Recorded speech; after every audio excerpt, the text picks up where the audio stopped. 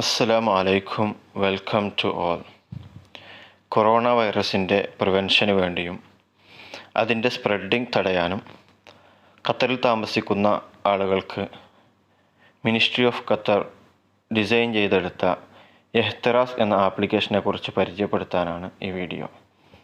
ഒരുപാട് ആളുകൾ ഇത് യൂസ് ചെയ്ത് തുടങ്ങിയെങ്കിലും പല സംശയങ്ങളും പല ആളുകൾക്കും ഇപ്പോഴുമുണ്ട് എന്നതൊരു സത്യമാണ്.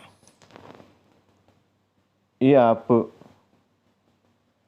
എല്ലാവരും യൂസ് ചെയ്യാൻ തുടങ്ങിയാൽ മാത്രമാണ്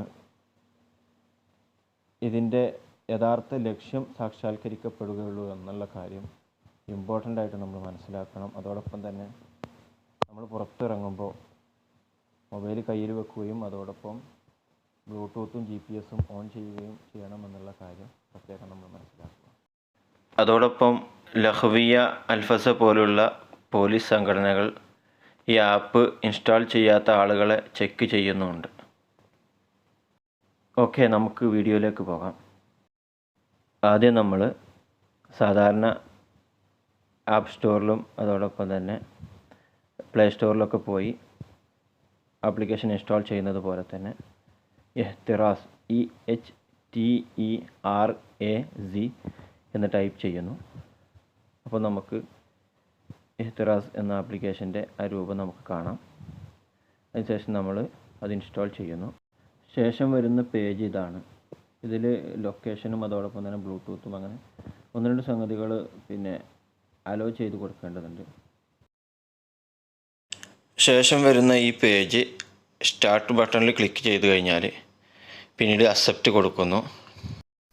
പിന്നീട് ഗെറ്റ് സ്റ്റാർട്ടഡ് എന്ന് പറയുന്ന അടുത്ത പേജാണ് വരുന്നത്. അതിൽ നമ്മുടെ മൊബൈൽ നമ്പർ അതോടൊപ്പം ഖത്തർ ID നമ്പർ, ഐഡിയുടെ എക്സ്പയർ ഡേറ്റ് അത് നമ്മൾ കൃത്യമായിട്ട് അതിൽ ഡയൽ ചെയ്ത് കൊടുക്കുക.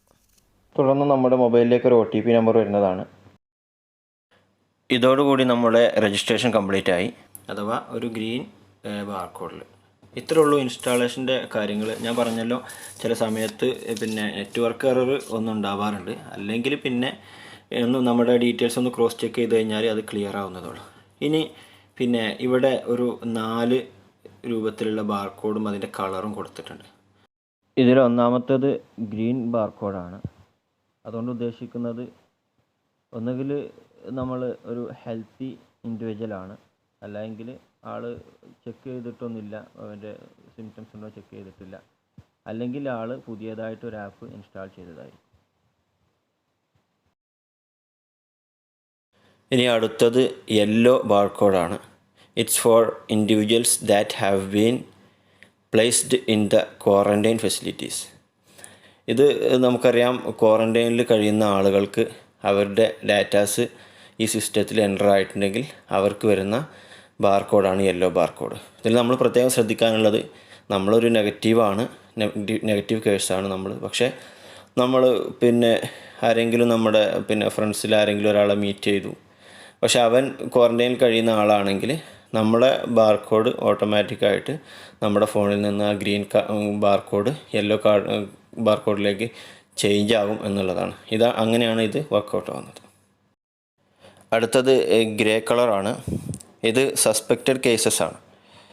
അഥവാ ഇങ്ങനെയൊരു ബാർകോഡാണ് നമ്മുടെ ഫോണിൽ കാണുന്നുണ്ടെങ്കിൽ നമ്മൾ നിർബന്ധമായിട്ടത് ചെക്ക് ചെയ്യേണ്ടതുണ്ട്.